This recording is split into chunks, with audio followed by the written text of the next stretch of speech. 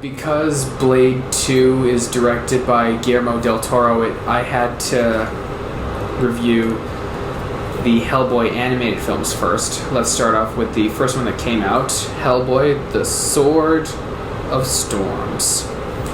Hellboy, the animated movie. Not the series, movie.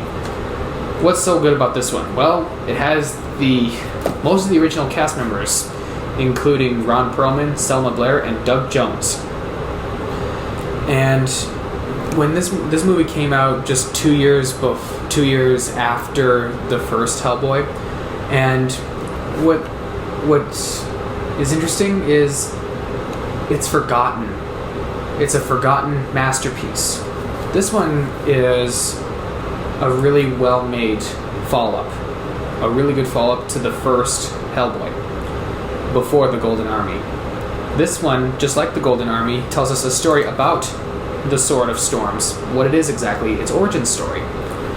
So, the whole movie is Hellboy and his friends trying to stop a possessed professor from getting his hands on that sword.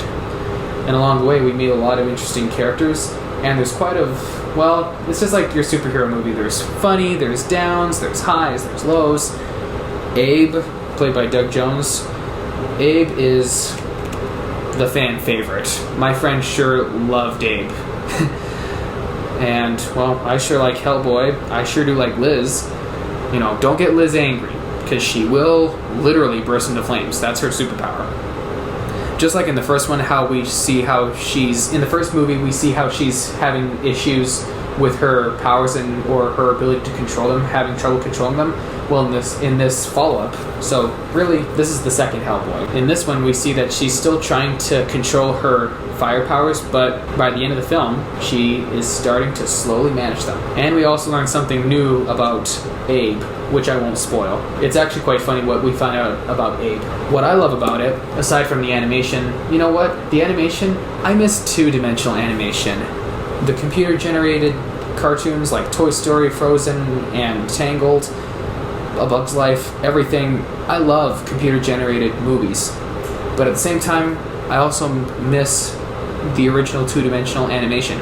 I know it takes a long time to process, but I still want to see a modern two-dimensional animated movie. I really think that it was an interesting plot.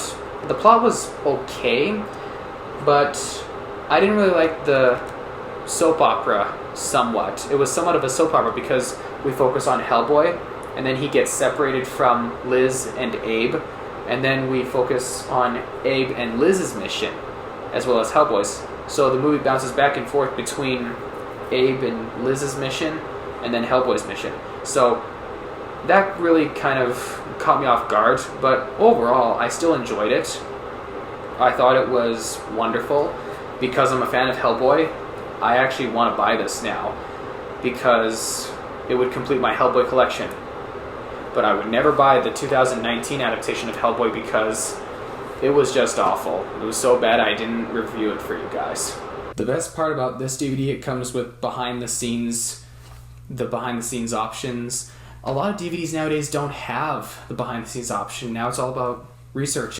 But thankfully, this DVD does come with the option of watching the voice actors behind the microphone. It is really cool just to watch Ron Perlman really putting his heart and soul, all the actors putting their heart and soul in this film. I really thought that all the cast members did a great job, and Doug Jones, well, I'm used to seeing Doug Jones playing all these, makeup covered characters aside from Abe, but you hardly hear Doug Jones talk in some of the movies that he's in with Guillermo del Toro. So that hearing him speak was pretty amazing. So because this movie, I had a little bit of problems with the plots going from Liz and Abe to Hellboy again.